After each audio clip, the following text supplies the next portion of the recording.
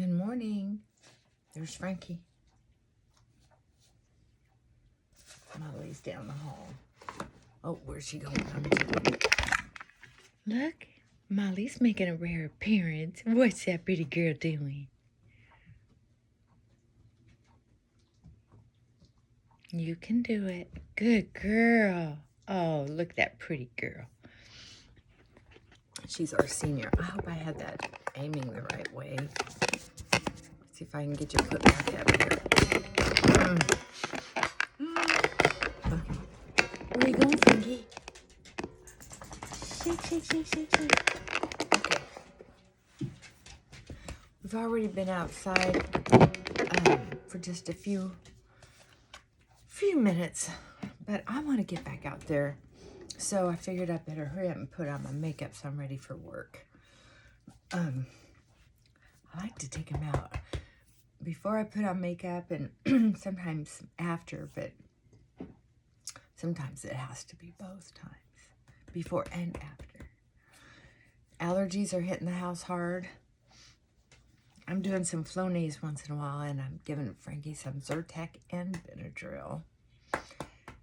But it's not helping 100%, and I don't want him to be, oh, I know, uncomfortable, but sometimes you have to be a little uncomfortable. Otherwise, I have to take him in for a shot. And I just don't know. I don't know about those shots.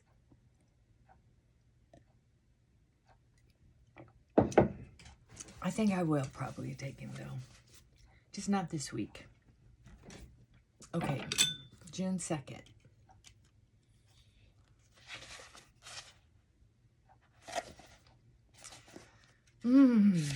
Where am I? Here are the steps we took. The upward path.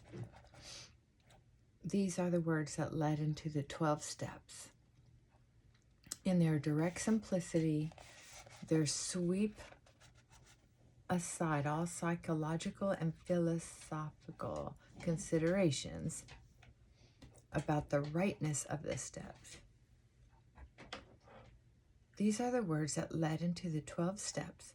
In their direct simplicity, they swept aside all psychological and philosophical considerations about the rightness of the steps. They describe what I did. I took the steps, and sobriety was the result. These words do not imply that I should walk the well-trodden path of those who went before, but rather there is a way for me to become sober, and that it is a way I shall have to find. I shall have to find. It is a new path, one that leads to infinite light at the top of the mountain. The steps advise me about the footholds that are safe and about chasms to avoid.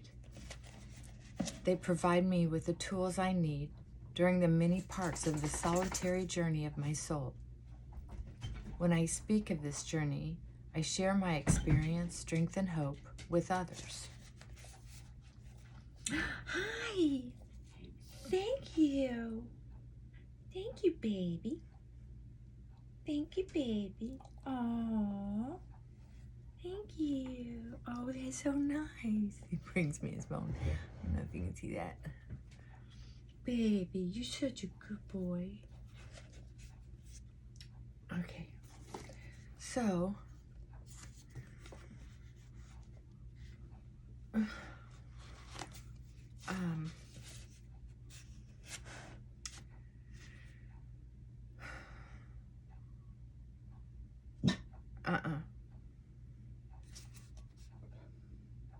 the steps advise me about the footholds that are safe and about chasms to avoid.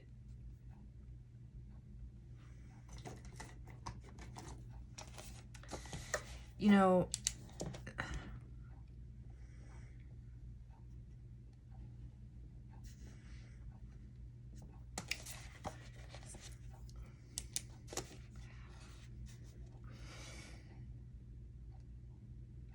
They provide me with the tools I need during the many parts of the solitary journey of my soul. I love that. That's beautiful. The steps advise me about the footholds that are safe and about chasms to avoid. They provide me with the tools I need during the many parts of the solitary journey of my soul. Oh, that's beautiful. I like doing the readings and then pointing out maybe one sentence or two sentences that really speak to me to kind of hold on and meditate on. And that's a beautiful couple sentences there. And it's also it's important because sometimes whatever the challenge is, whether it's alcohol like it was for me, and shopping, and relationships,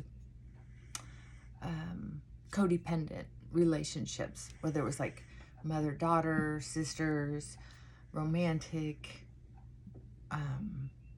they were just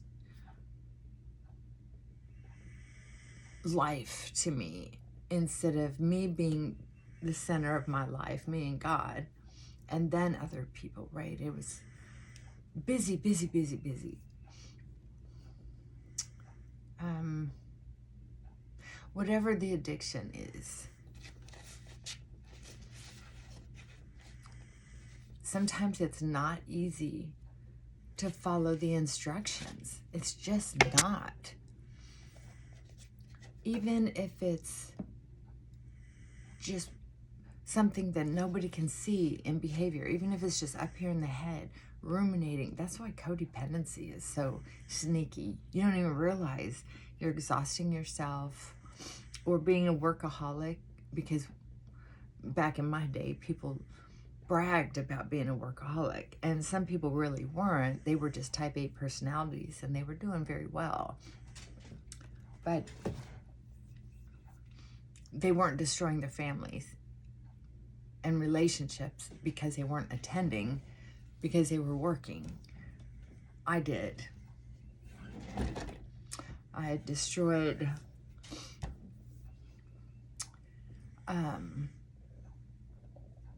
my second marriage by doing that. Just wasn't home. Couldn't blame him. I did in the moment, but I didn't later when I was actually reflecting on myself. So that being said, even with recovery steps, my mind will take me to a place that says I'm isolated, I'm doing it all on my own, I don't want anybody to get in my way, and I forget about the actual simple steps and how hard it is to do the next right thing, to be able to not go to work, to not build my business even bigger to where there's no way to keep up with it in the way that I want to, and have it successful and have a relationship. I wasn't capable of that. There's so many ways to be able to stay sober, and for sober, you fill in the blank for whatever your challenge is at the time. And that's what I do. I fill in the blank at the challenges of my time. Like, I've been wanting to munch on something lately. I think because, my nose is itching, mouth breathing. And what do I want to do? Well, I don't want to overexert myself because it's hard to breathe. And then, so I'm sitting around watching TV and I just want to munch on something. And I've got popcorn, but I had 2 bags of old popcorn before I opened up my new box. And of course, I felt like I just have to finish that old box. Well, then after having chewy popcorn twice in a row, I'm just like, I'm over popcorn for a while. So then what do you munch on? Peanuts. But you know, if you have a sensitive system like I do, you can't overdo it. And I am not online shopping to fill in that void. And I'm not calling up people I shouldn't be calling up to fill in that void for not doing that. And I'm not doing porn or taking a sedative or mixing a drink. It's like, what do you do when you just have run out of ideas? Well, there are some simple rules. So if you're a Christian, there's commandments. And there's some other suggestions in there. In that book, if you pay attention, right? Whatever religion you are, there are ideas. And if you're not religious, like I like Stoicism more than anything, as far as how it makes Marcus Aurelius is my favorite so far right now. Honey, I know. We'll go outside here in a minute. What are you doing? What are you doing? Yep.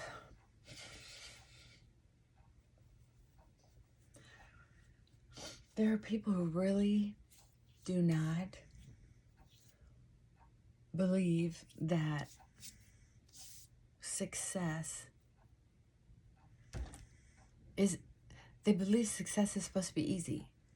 If you pay attention and you say you work hard, I'm willing to work hard, but they're willing to work 10 minutes hard. Okay, baby, stop.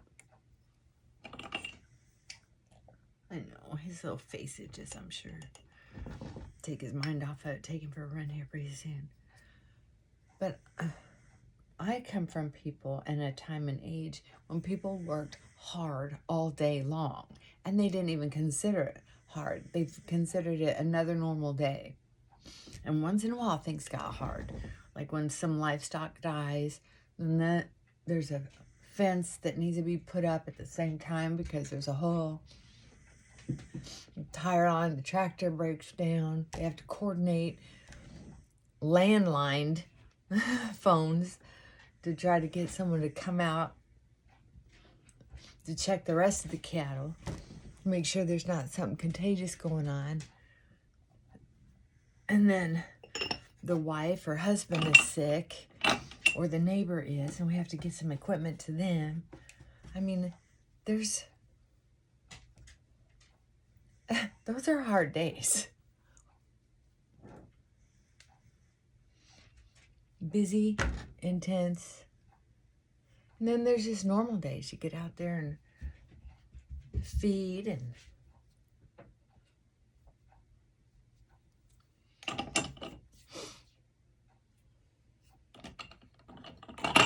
water.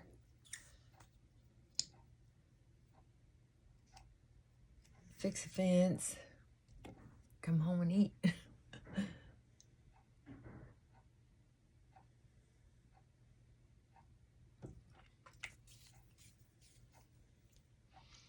People, it seems like nowadays, they think if they read something, that means they did it. They read the suggestions on how to do a program, and then they feel like they've done that. But they don't study it. They don't make it meaningful in their life to a degree that it takes some effort.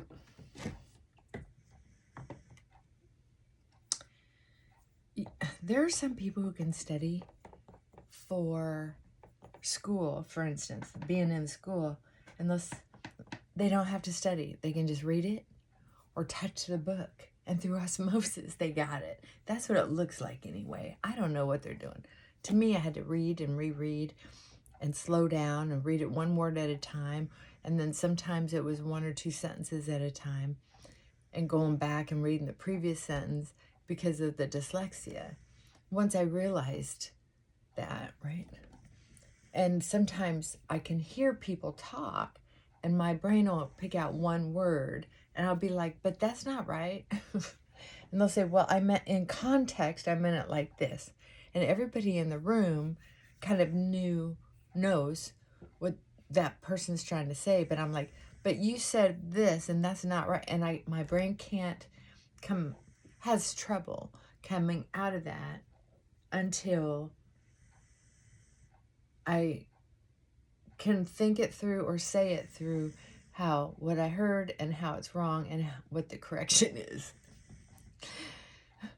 If you've ever seen somebody just suffer over a Rubik's Cube, that's what it looks like in my head when I'm doing it. Oh, and I'm expressing that today because I experienced it yesterday. I was at a meeting and we were talking about some of the finances of the group, and someone accidentally said something and my brain just went into, no, wait a minute.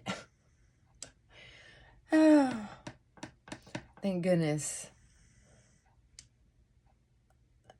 that particular meeting is full of people who are patient and kind to an old woman. Very nice. Very nice. Anyway, that's how that goes. Okay, back to work. Work, work, work. That 4-letter word. It's, it is very hard for some people to stop drinking. They'll do anything to continue drinking. There are some people who have really struggle with porn or food. It's just so hard to stop, or gambling or lying to themselves. It's so hard for some people to stop getting into abusive relationships. They just don't know how not to. Their body and their minds tell them, this is what I'm supposed to do. And if anybody gets in my way, I will stop being friends with them. I'll stop being married to them. Whatever it is.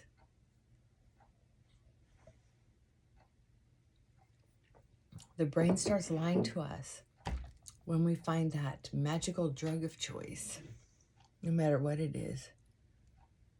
And we will lie to ourselves. Not on purpose. It's like, how people say, oh, you're talking to yourself. Do you answer to? That kind of thing. Well, we do all have different voices in our heads. And it might be a memory voice. It might be sort of a voice that comes from meditation. That's a different tone. And it might be an instructional voice that comes from sorting things. So sometimes the voice we hear is an instructional voice, and what it's instructing is what it's been given permission to do by physiology, by the combination of, we'll just say, alcohol, or the stimulation that happens with porn, or the comfort that comes with eating. Is the physiology and the brain chemicals are talking to each other, sending and receiving messages through the dendrites and receptor sites, right? Basically, dendrites, receptor sites, dendrites. Like that. Anyway, but they're having a conversation almost without you, but you don't know that. You think it's talking to you personally, but really it's talking to each other. And you have to get the logical mind louder to say, wait, that's not what I want to talk about. That's not what I want to think.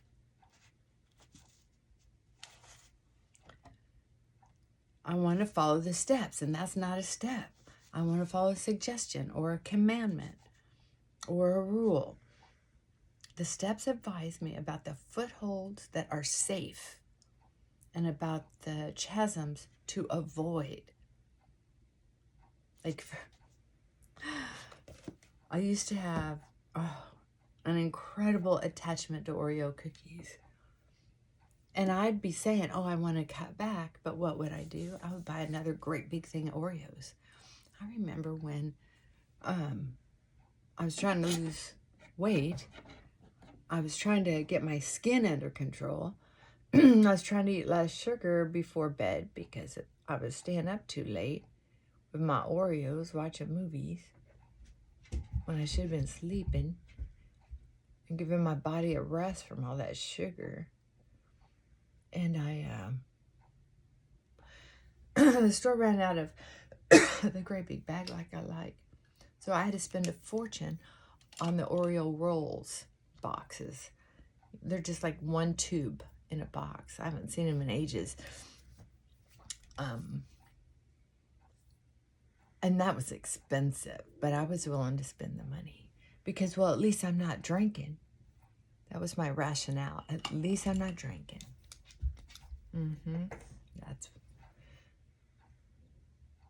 And some of the other thoughts I was having too is, well, I'm sleeping alone. Well, I'm studying hard. Well, I'm doing all of my work. Well, you'd snack too if you worked as hard as I did. And I can afford this. All the little things, instead of jumping back to, woo, wait a minute, I caught myself not thinking about the rules. That was a slippery place. Now I have to get back on solid ground. You know, yeah, the logical brain has to come in. Don't set yourself up, right? So don't go to the liquor store or down the liquor aisle in a grocery store if you can't stop drinking, if you can't walk by and not pick it up. Oh my goodness. Sometimes it's hard for our brain to override the conversation between two levers, the dendrites and receptor sites in our brain. Oh, nobody will know. I'll just have a few. Few won't matter, whether it's a few porn sites or a few cookies or a few drinks or a few kisses from someone naughty. Right?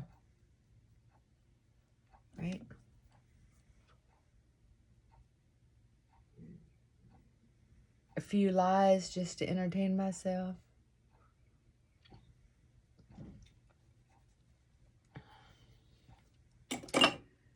Very interesting.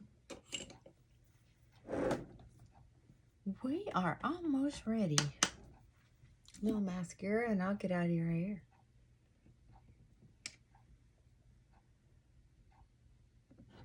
What are you going to do today? Have you met any challenges that you've been facing? Did you have a success with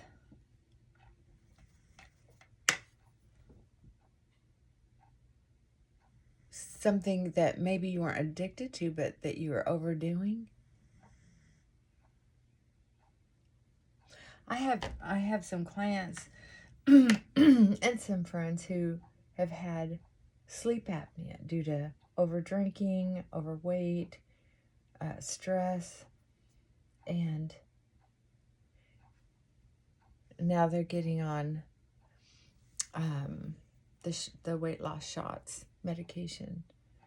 And wow, there's some real differences in pricing depending on where you're getting it from. Like the VA got a contract, it sounds like, that's pretty good, and the vets get it for free. Now, don't quote me on that, but that's what it sounds like. So if you're a veteran, you can look into that.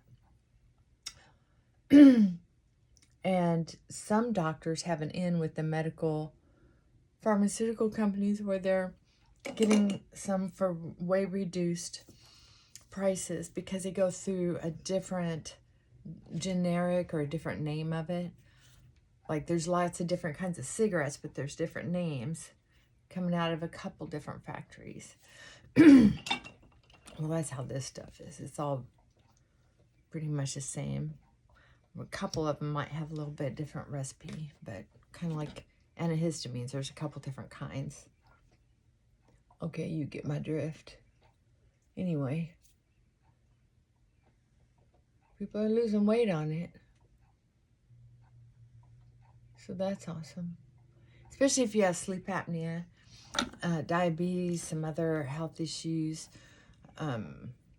bone arthritis problems. But the thing is, the not eating is hard. The not eating, to be able to stop putting calories in, can be so hard.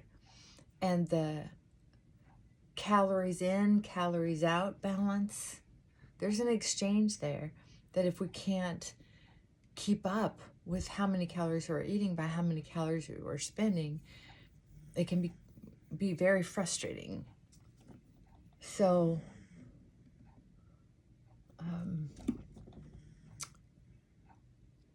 and with the porn thing, you have to look at what are the weaknesses here. Is it because I'm lonely?